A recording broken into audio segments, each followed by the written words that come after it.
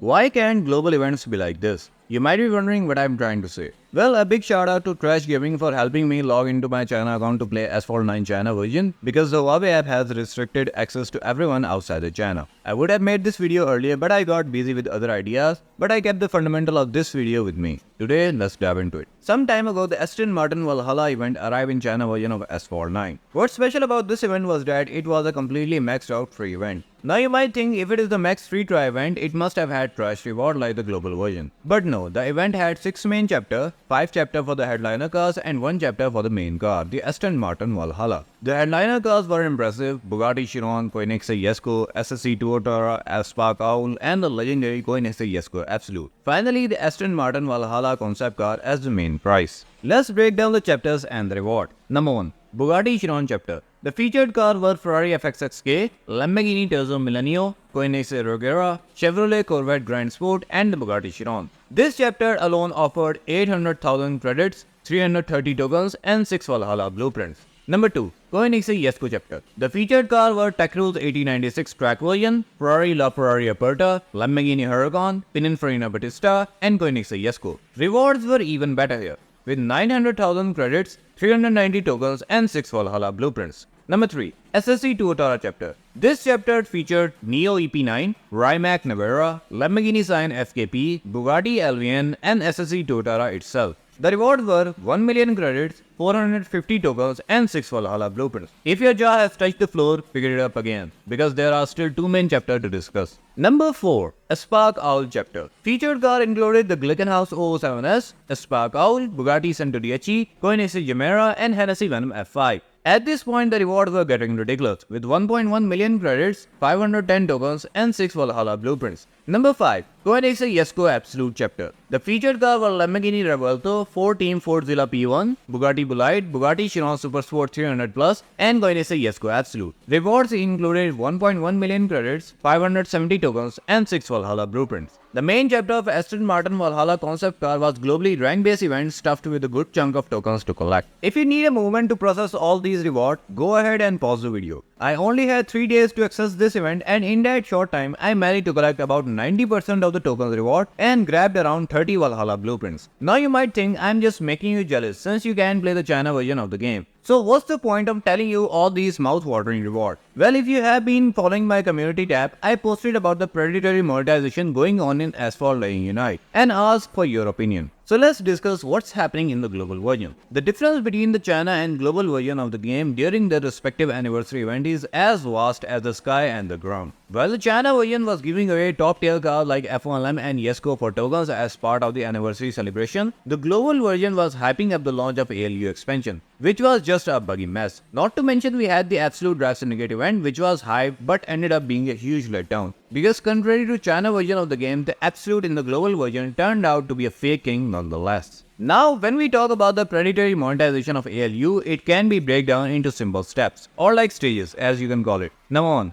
Exclusive for the sake of exclusive. This is something I expected to happen, and it did. For the Absolute Drive Syndicate, you were required to own the Bugatti Bolide. If you didn't already have it, you had to spend money to get it, essentially one syndicate car for another. The novelty of this concept was not new. Of course, a top tier car is required to get another top tier car, but the problem was that the Bolide was a main syndicate car back in 2022 and wasn't released in any other way after that, making it a must have for the Absolute Drive Syndicate. This is what I meant by exclusive for the sake of exclusive. Not only you have to spend money for the Absolute, but also you have to go and spend on the Bolide as well. Next time they might require you to have a car like CC850, which hasn't been released in any other way since 2023. Number 2. Exclusive but useless. Many of the cars released in 2023 and even in 2024 have been exclusive, but they haven't delivered in terms of performance. For the entirety of 2023, there wasn't a single true king release, except for the Devil 16, which has now been nerfed to make the existence of Absolute valid. But the Absolute failed to live up to the hype. We also had the release of Lotus ER9 as king of Class B, but it was so fickle that you can't even afford to hit a wall, which you definitely will because of the bad drifting of the car. And other cars released with the update like the Authentica, Mission R and the previously required car like the Essenza SCV12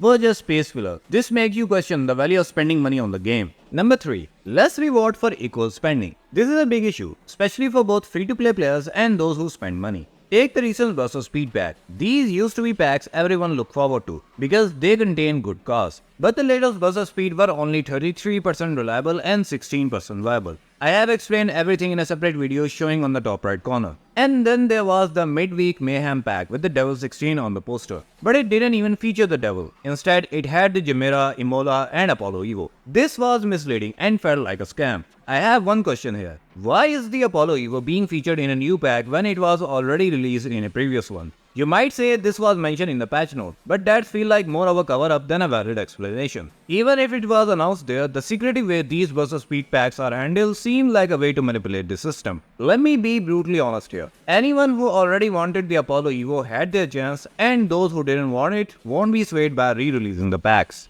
Now let's talk about the so-called daily events aimed at the beginners. If you watch the ALU recap about the expansion, they claim new user-friendly events would be coming for new players. But let's be real, it doesn't feel like these events are friendly at all. Not only for new players, instead it seems like they are just another way to exploit the system, affecting even the seasoned players who have been collecting tokens for a long time. Let's be real, your tokens are valuable. You have spent days or even weeks accumulating them. Now they have released packs featuring cars like McLaren 600 LT and Arinera Hussara 33. It's almost laughable because let's face it, most of us already have the Rizwani and Arinera. All we really want is a 600 LT.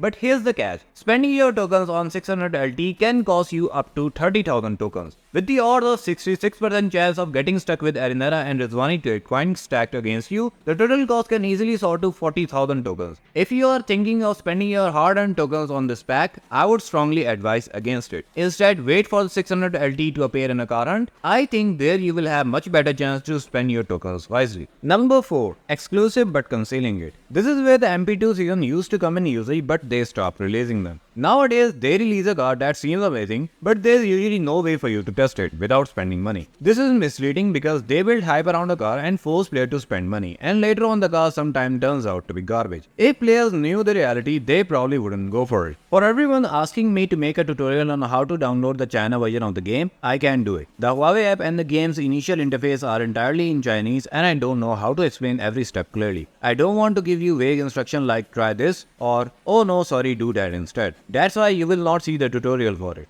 Now I can go for hours bashing about the predatory monetization, but in short, here's how it works. It thrives on exclusivity for the sake of being exclusive, and it ramps up the expenditure that you have to spend on every car, regardless of how bad the car turns out to be. If global events once in a year are released like China version of the game, the player base would be so much happy. Drop a thumbs up emoji if you agree, but this practice of exclusive for the sake of being exclusive is likely to continue, especially with the release of new cars like the Mistral, which I have speculated everything in this video right here.